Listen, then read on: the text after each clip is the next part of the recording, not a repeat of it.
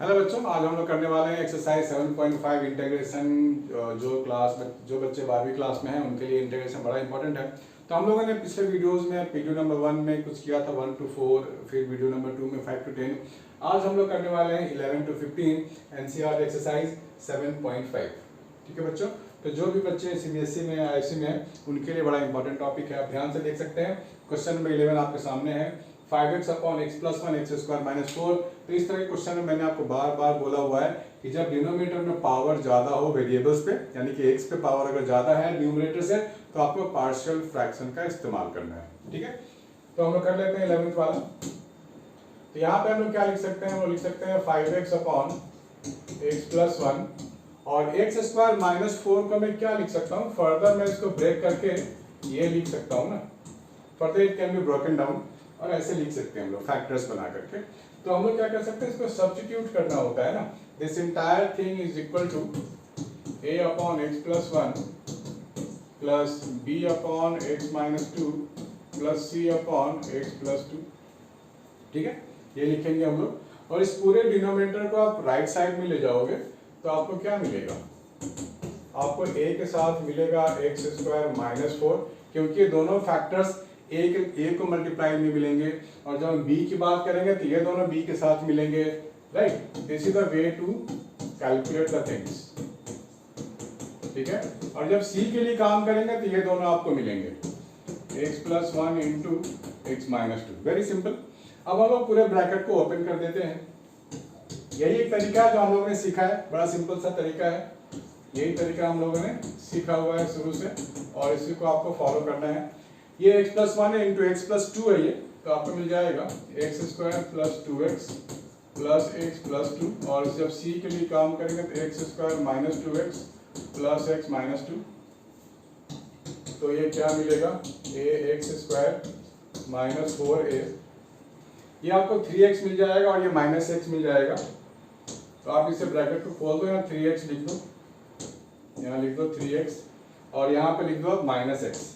यहाँ क्या लिखोगे, माइनस एक्स। क्या लिखोगे, माइनस एक्स। अब हम लोग ब्रैकेट खोलने वाले हैं, तो b x square plus 3bx plus 2b plus c x square minus of c x minus of 2c। यहाँ से आप क्या करोगे, यहाँ से आप एक्स स्क्वायर कॉमन लोगे तो आपको मिलेगा a plus B plus of C, a plus B plus C, ये मिला आपको।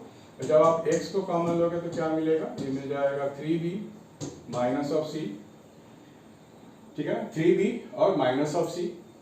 उसके बाद जब कांस्टेंट्स की बात करेंगे तो कांस्टेंट आपके लिए क्या क्या है, आपके लिए माइनस 4a है प्लस 2b है माइनस 2, ये सब क्या कांस्टेंट्स है। तो हम लोग क्या लिखेंगे, minus of 4a plus of 2b minus of 2c। These are the things we are getting. तो यहाँ पर देख लो एक्स स्क्वायर के साथ क्या लगा हुआ है, ए प्लस बी प्लस सी लगा हुआ है और इधर आपको एक्स स्क्वायर का कोएफिशिएंट क्या है, 0 है, प्लस यहाँ कांस्टेंट भी 0 है। तो आपको लिखना पड़ेगा A plus B plus C is equal to 0 and 3b minus of C is equal to 5 and minus 4a plus 2b minus 2c is equal to 0। Right, ये आपको मिलेंगे। तो यहाँ से आप क्या निकाल सकते हो, यहाँ से आप इन दोनों को ऐड करोगे तो प्लस सी माइनस सी तो गया, तो आपको क्या मिलेगा इन दोनों को ऐड करने पे, a plus 4b is equal to 5। ठीक है, a plus 4b is equal to 5। यहाँ पे आप ध्यान से देखो, यहाँ पे हम लोग a प्लस b की अगर बातें कर लें तो बहुत अच्छे से सॉल्व कर सकते हैं। आप एक काम करो, इसको 2 से मल्टीप्लाई कर दो। देखो, किसी भी क्वेश्चन को सॉल्व करने के मल्टीपल तरीके होते हैं, आपके ऊपर डिपेंड करता है आप कैसे सॉल्व करना चाहते हैं। राइट, अपने तरीके से भी आप कर सकते हो। मैंने क्या किया, 2 से मल्टीप्लाई कर दिया तो ये क्या मिलेगा, 2a plus 2b plus 2c is equal to 0। अब इन दोनों को आप ऐड कर दो तो minus 2c plus 2c cut जाएगा, आपको मिल जाएगा इन दोनों को ऐड करने पे minus of 2a plus 4b is equal to 0। ठीक है, इसको सॉल्व करोगे तो आपको मिल जाएगा 2b इज इक्वल टू 8। तो a की जगह मैं यहाँ पे 2b डाल दूं, 2b और 4b, ये 6b हो गया, 6b इज इक्वल टू 5। तो b की वैल्यू हो गई 5/6।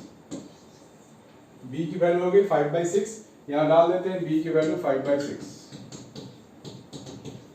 a की वैल्यू हो गई 5/3, a की वैल्यू हो गई 5/3 और b की वैल्यू हो गई 5/6। तो a, b और c की वैल्यू भी निकाल लेते हैं हम लोग। तो यहाँ पे आप वापस आ जाओ, a + b + c 0 है, राइट। तो a की जगह आप लिखोगे 5/3, b की जगह लिखोगे 5/6 प्लस c = 0। तो यहाँ से c आपको मिलने वाला है 2 × 2 10, 15/6, ठीक है ना। 15/6 का मतलब हो गया 5/2, 5/2। c की वैल्यू आ गई 5/2। अब यहाँ डाल देते हैं a, b, c की वैल्यू। इसके बाद काम खत्म है आपका, कुछ नहीं करना है इसके बाद, तो सीधा फार्मूला डाल के सॉल्व कर लेंगे। a हटाओ, b हटाओ, c हटाओ। a की जगह मैं लिखने वाला हूँ 5/3, यहाँ पर 5/3, और b की जगह 5/6 और c की जगह 5/2, ये लिख दिया। अब ये बड़ा सिंपल सा इंटीग्रेशन हो गया, डायरेक्ट फार्मूला बेस्ड हो गया है, बस एक स्टेप और इंटीग्रेशन खत्म। जो भी टाइम लगा इसको सॉल्व करने में लगा, इंटीग्रेशन में टाइम बिल्कुल नहीं लगना है, क्योंकि पार्शियल फ्रैक्शन की यही तो खूबी है, यही तो खासियत है कि इंटीग्रेशन को इजी बना देता है। अब आप क्या करोगे, इसको इंटीग्रेट कर दोगे सबको, dx, इसको भी इंटीग्रेट dx, इसको भी इंटीग्रेट dx। तो यहाँ क्या मिलेगा आपको 5/3 log of x + 1, ठीक है ना, plus 5/6 log of x - 2, 5/2 log of x + 2 plus c। हो गया, यही तो है। इसको नोट करो, फिर क्वेश्चन में 12 करने वाले हैं।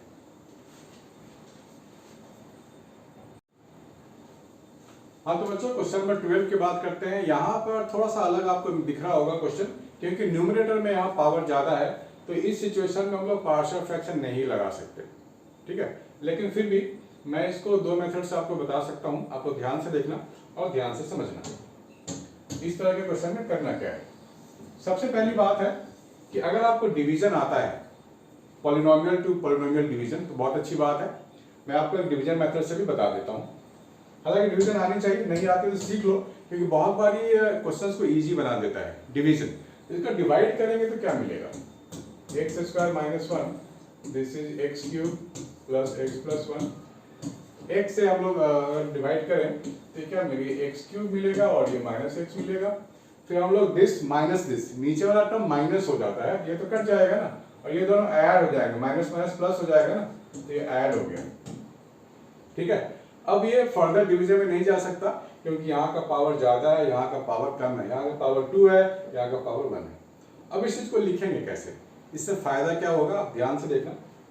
ये रिमाइंडर हो गया, ये क्या हो गया, रिमाइंडर, और ये है कोशेंट। तो हम लोग क्या लिखते हैं, कोशेंट प्लस रिमाइंडर, और ये है डिवाइजर, यहाँ होता है डिवाइजर,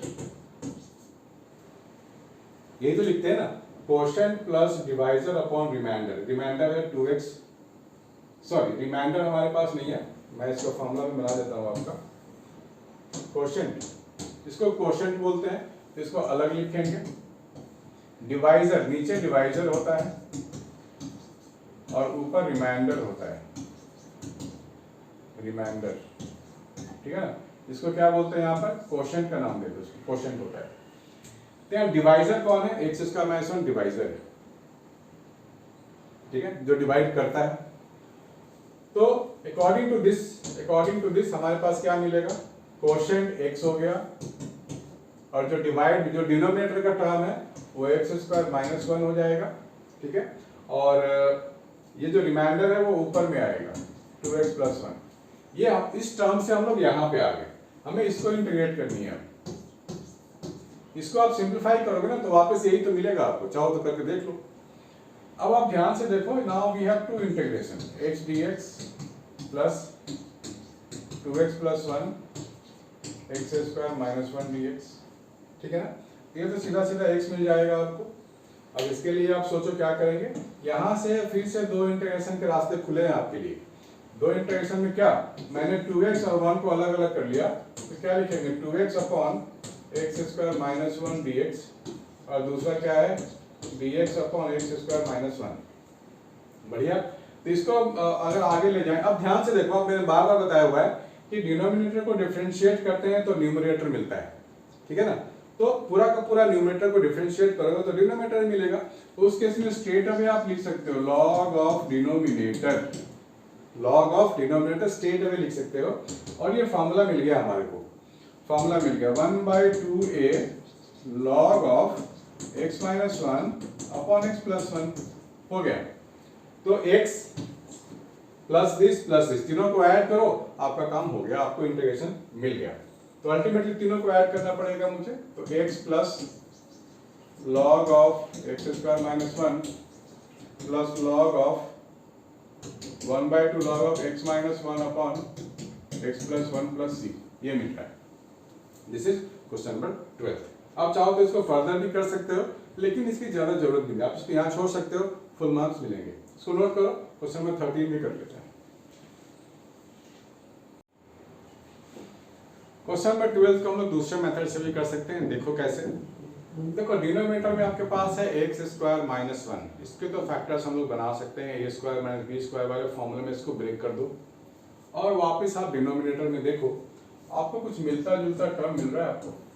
आप क्या करोगे, एक्स क्यूब प्लस 1 को एक साथ रखो और प्लस एक्स को अलग करो, यहाँ से आपको मिलेगा एक्स माइनस 1 और एक्स प्लस 1 और ये है dx, ठीक है ना।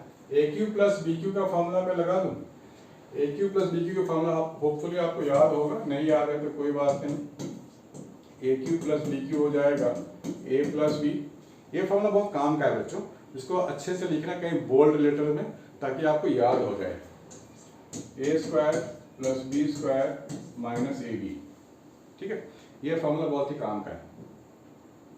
देखें कैसे काम का है, देखो अगर आप ब्रैकेट को खोलोगे तो क्या मिलेगा, ए क्यूब, ये ए क्यूब हो गया plus a b square minus A square b plus b a square plus b cube minus A b square, ठीक है। तो ये ए बी स्क्वायर और माइनस ए बी स्क्वायर चला गया, ए स्क्वायर बी स्क्वायर भी चला गया, आपको वही मिला ना ए क्यूब प्लस बी क्यूब, तो इसलिए कहते हैं फॉर्मूला बड़े काम का है। तो मैं यहाँ पे लिख सकता हूँ x plus 1 into a square plus B square minus of a b, और नीचे क्या है x minus 1 into x plus 1 d x, ठीक है ना। ऐसे तो लिख सकते हैं हम लोग, ऐसे लिख सकते हैं, ओके। अब हम इस टर्म्स को अलग अलग कर सकते हैं, आपको एक इंटीग्रेशन ये है इसके साथ मिला है आपको, तो आप यहाँ लिख सकते हो x plus 1 into x square plus 1 minus x upon x minus 1 x plus 1 d x plus x D x upon x minus 1 x plus 1, ऐसे लिख सकते हैं हम लोग। तो आपका एक्स प्लस 1 तो चला गया, ठीक है। आपको क्या मिल गया, x square plus 1 minus x upon x minus 1 d x. अब ये मिल गया, आप यहाँ पार्शियल फ्रैक्शन लगा सकते हैं, डिनोमिनेटर का पावर ज़्यादा है एज कम्पेयर टू न्यूमरेटर। यहाँ पे आप डिवाइड कर सकते हो फिर से, राइट, फिर से डिवाइड कर सकते हो, या अगर डिवाइड नहीं कर सकते हो तो आप यहाँ पर इसको भी दो इंटीग्रेशन में करके बड़े आराम से कर सकते हो, बड़े आराम से कर सकते हैं। डिवीजन अगर आपको पसंद नहीं है तो मैं डिवीजन इस केस में नहीं करूँगा, डिवीजन वाला मैंने आपको सिखा दिया है। तो यहाँ पार्शियल फ्रैक्शन आप लगा सकते हो, ठीक है ना। इसको मैं हटा देता हूँ। तो मेरे को यहाँ से क्या मिलने वाला है, यहाँ से आप वापस देखो आपको क्या मिलने वाला है, आपको मिल जाएगा x square minus x plus 1 upon x minus 1 dx, ठीक है। मैं फिलहाल इस पर फोकस कर रहा हूँ, इसको मैं बाद में कर लूँगा। तो यहाँ से आप फिर से इसको एक साथ रखो, इसको अलग रखो आप, तो यहाँ से आपको मिल जाएगा x अगर मैं कॉमन ले लूँ तो x minus 1 dx upon x minus 1, ठीक है, plus 1 dx upon x minus 1, ये मिल गया आपको, ये दोनों कट हो गया। तो आपको क्या मिल रहा है, ये मिल रहा है x dx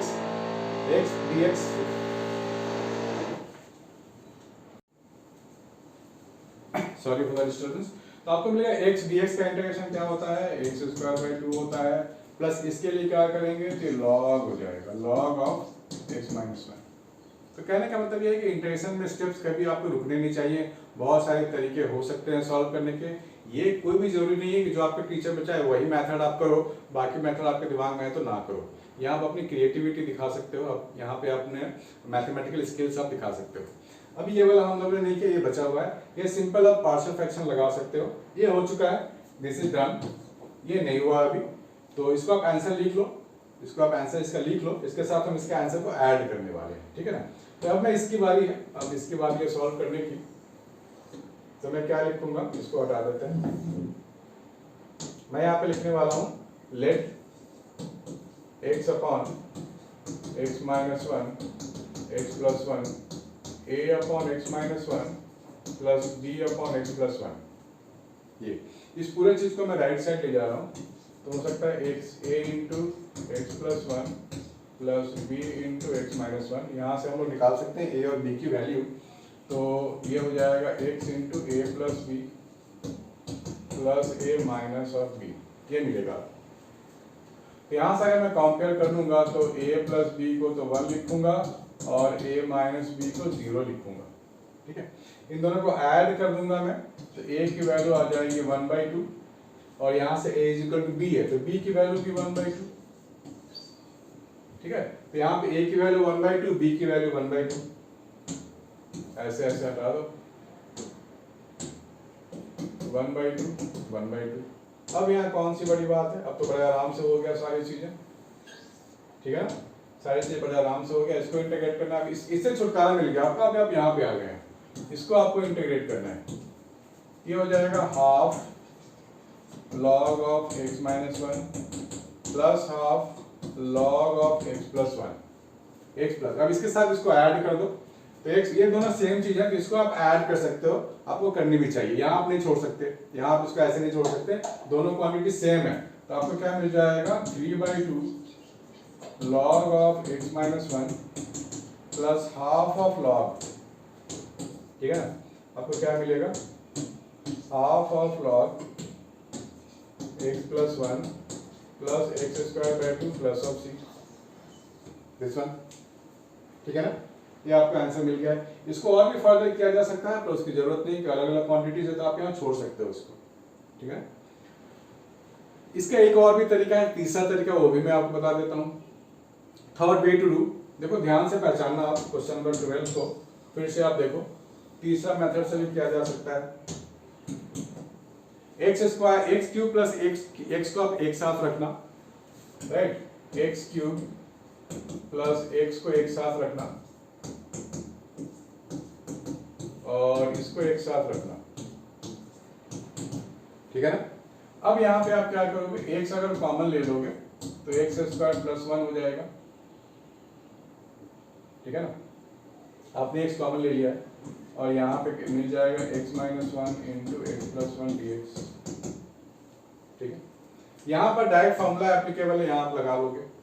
यहाँ पर आप, यहाँ से आप अब आप नया चीज सोच सकते हो, यहाँ पर आप मैनिपुलेट कर सकते हो। तो एक्स स्क्वायर माइनस 1 dx है, यहाँ पे मैं, ये तो डायरेक्ट फॉर्मूला बेस हो गया, फॉर्मूला डाल दो आपका आंसर आ जाएगा, dx upon X square minus ए स्क्वायर वाले पे।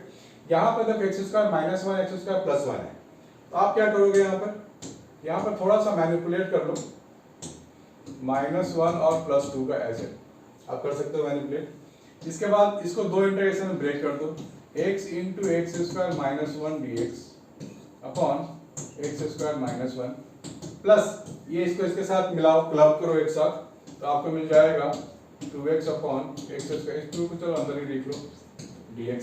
ये भी हो गया फॉर्मूला बेस्ड, ये दोनों कट गया, ये हो गया एक्स स्क्वायर बाई 2 और ये हो जाएगा log of x square minus 1, क्योंकि इसको आप डिफरेंशिएट करोगे डिनोमिनेटर को तो न्यूमरेटर मिल रहा है, इस केस में स्ट्रेट अवे लिख दो log of the denominator, plus यहाँ पे फॉर्मूला आप लगा सकते हो 1/2a log of x minus 1 upon x plus 1, straight away formula. तो ये आपको आंसर मिल गया है ना, बड़ा आसान। इसको चाहो तो आप क्लब भी कर सकते हो, नहीं तो अलग भी छोड़ सकते हो, प्लस सी लगाना ना भूलें, आपको पूरा का पूरा आंसर मिलेगा।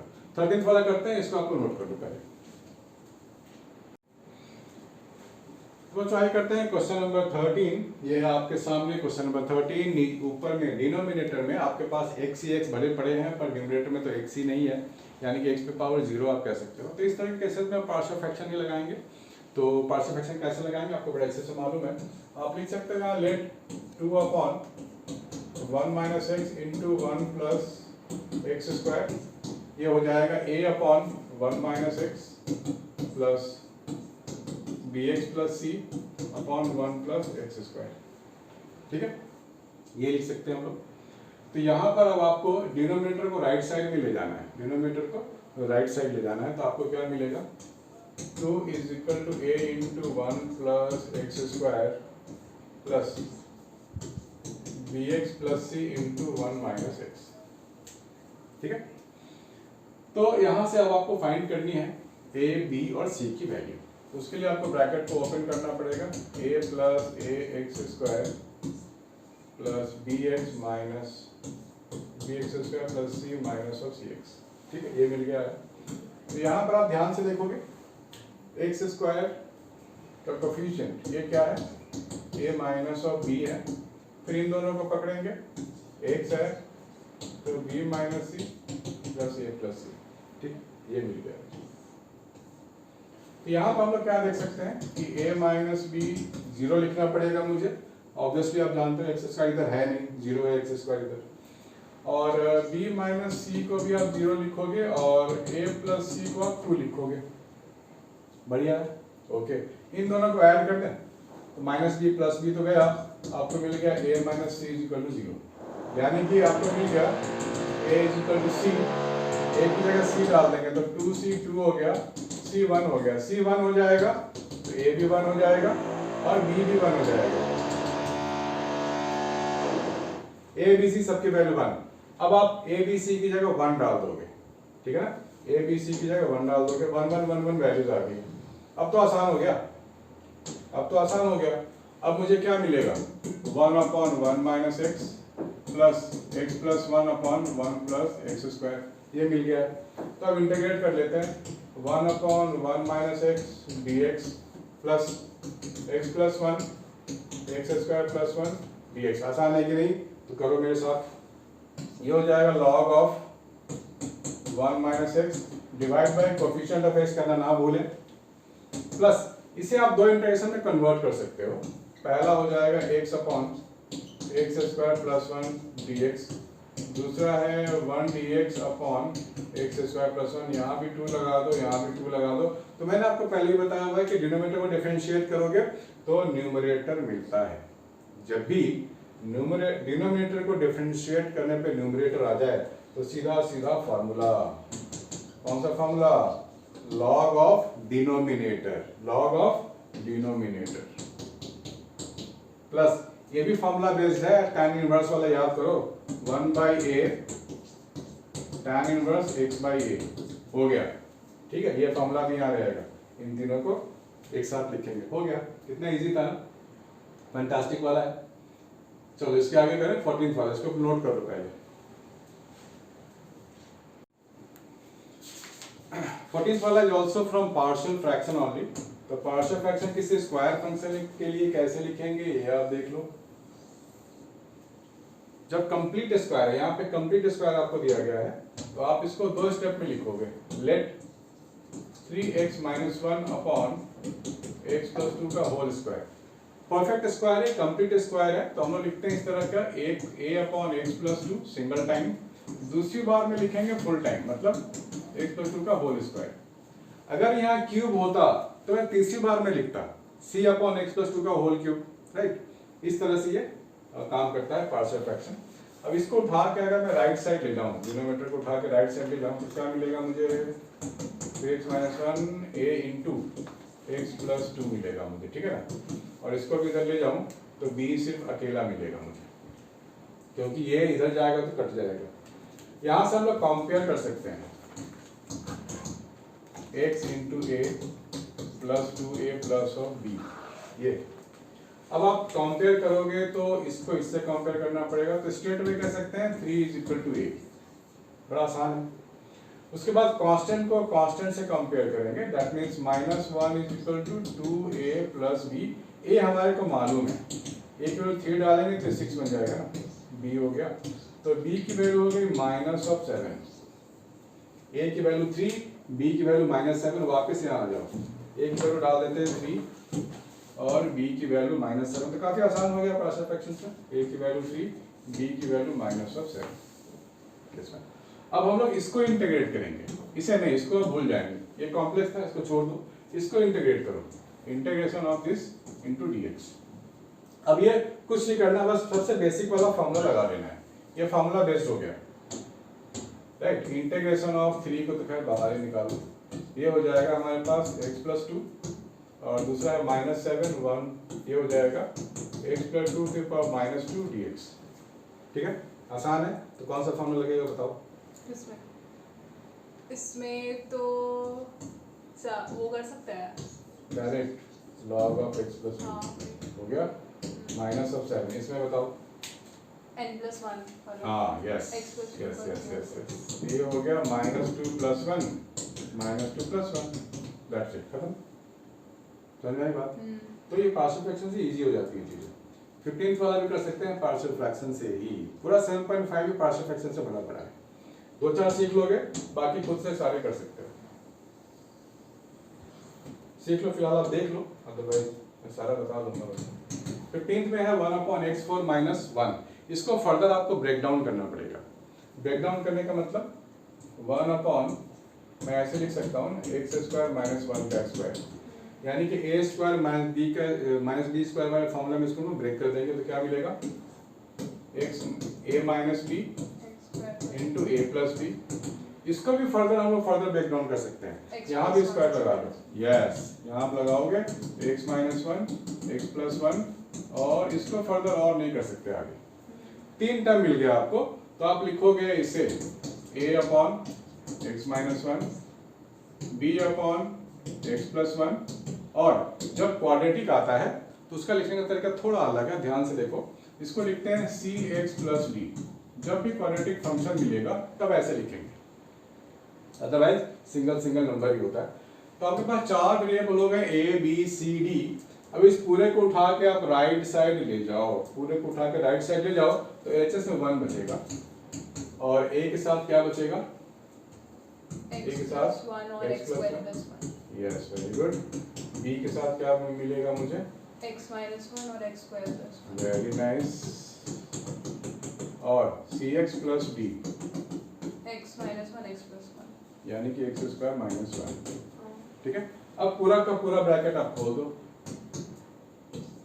ये क्या मिलेगा, x³ + x + x² + 1, और b के लिए काम करेंगे तो क्या मिलेगा, x³ x³ ठीक है x प्लस x - x² ठीक है माइनस, वेरी नाइस। c इसको भी खोल दो पूरा, तो cx³ minus cx dx² -d। अब क्या करें, सबसे बड़े वाले पावर को पकड़ो, ठीक है ना, सबसे बड़े वाले पावर को पकड़ो, यानी कि x³ को हमने पकड़ा, तो x के साथ यहाँ a है तो यहाँ a लिखेंगे, यहाँ पे b है तो b लिखेंगे, और यहाँ c है तो +c लिखेंगे। उसके बाद x² को पकड़ो, x² को पकड़ेंगे तो वापस यहाँ पे फिर से a है, यहाँ -b लिखना पड़ेगा ना, क्योंकि ये -b बन रहा है, और +b भी हो जाएगा, ठीक है। फिर x को पकड़ो, तो x के साथ यहाँ a लगा हुआ है तो वापस a लिखेंगे, a के साथ b लगा हुआ है तो यहाँ +b लिखेंगे, यहाँ -c आ जाएगा। अब कांस्टेंट को भी पकड़ो, किसी को छोड़ना नहीं है, ये कितना हो जाएगा, +a -b, यस -b, उसके बाद -d,